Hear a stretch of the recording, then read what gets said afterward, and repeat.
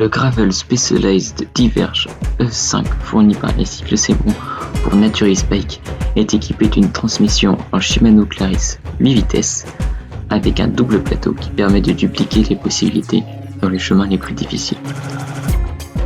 Simple et robuste, couplé avec son freinage mécanique à disque Tektro, le vélo sera parfaitement à son aise sur toutes les pistes.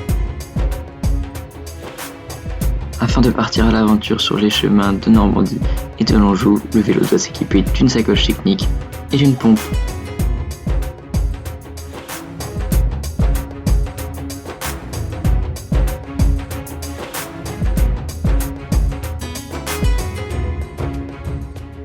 Le réglage de la hauteur des selles est plus qu'importante afin de maximiser son confort et sa performance.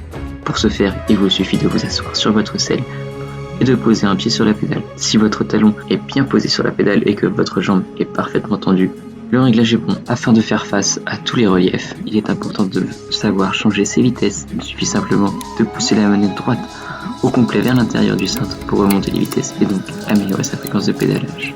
A l'inverse, il suffit de pousser la petite manette noire vers l'intérieur pour baisser sa fréquence de pédalage. Pour les plateaux, même système. Pour descendre sur le petit plateau, il y a juste à pousser la petite manette afin de monter les coudes plus aisément. Enfin, il suffit de pousser l'entièreté de la manette vers l'intérieur pour monter sur le plateau et réduire la cadence de pédalage.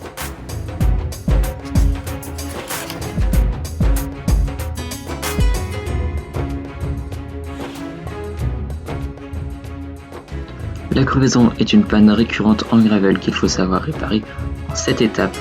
Étape 1, le démontage de roue.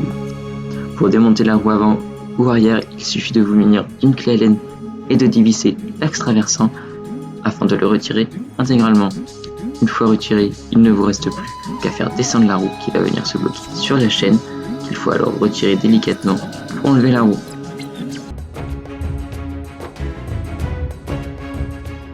La deuxième étape se déroule en 2 temps. Il faut tout d'abord décoller le pneu de la jante sur tout le tour de la roue avant de se munir des démonts de pneus présents dans la sacoche qu'il faut venir insérer entre le pneu et la jante. Une fois cela effectué, il faut se servir des démonts de pneus comme un levier pour sortir le pneu de la jante. Il ne reste ensuite plus qu'à faire glisser l'un des 2 démonts de pneus sur toutes les circonférences de la jante et le tour est joué. Une fois le pneu délogé, on peut ensuite aller chercher la chambre à air qui se situe dans le fond de la jante. Pour ce faire, il faut simplement extraire la valve et la chambre à air viendra toute seule. Il faut également bien penser à regarder si les pignoux ou le caillou qui a causé la crevaison ne figurent plus dans le pneu ou sur la jante.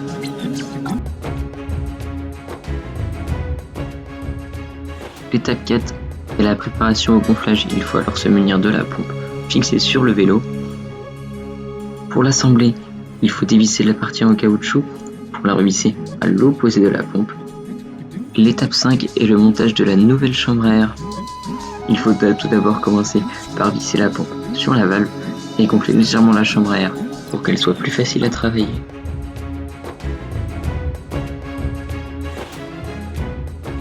Il faut ensuite visser la valve dans son encoche et glisser la chambre à air sur toute la circonférence de la roue.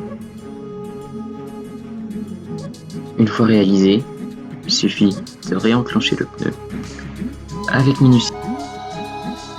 Lorsque le pneu est bien enclenché, il faut simplement vérifier sur toute la circonférence de la roue qu'aucune partie de la chambre à air ne soit coincée entre le pneu et la jante. La 6e étape va faire chauffer vos biceps puisqu'il faut regonfler la chambre à air à l'aide de la pompe. La pression idéale est de 3 bar 5 si possible. La 7e et dernière étape est bien évidemment le remontage de la roue. Spécificité pour la roue arrière, il faut bien penser à remettre la chaîne sur les pignons de la cassette pour bien la centrer. Ensuite, que ce soit pour l'arrière ou l'avant, il suffit simplement d'axer le disque dans l'étrier afin de permettre à l'axe traversant de rentrer au centre de la roue. Pour terminer la réparation, il faut se munir de la clé Allen et resserrer l'axe jusqu'à sa butée. Ça y est, vous êtes prêts à repartir.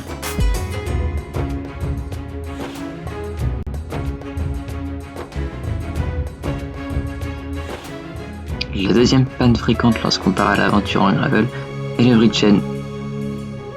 Pour y remédier, il faut se munir de l'attache rapide présente dans la sacoche. La pièce se présente en 2 morceaux distincts qu'il faut venir fixer à chaque extrémité de la chaîne cassée.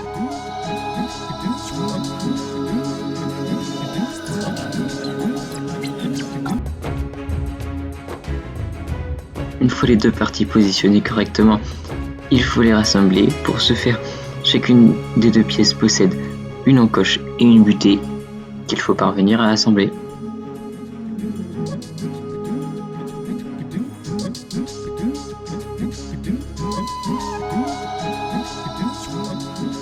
La troisième étape consiste à veiller à ce que l'attache rapide ne se détache pas. Pour ce faire, il faut simplement faire un demi-tour de pédale pour que l'attache rapide se retrouve en haut et donner des petits coups de pédale secs afin de contrôler la solidité de notre montage. Vous êtes désormais prêt à partir à l'aventure. Bonne route sur Naturis Bike.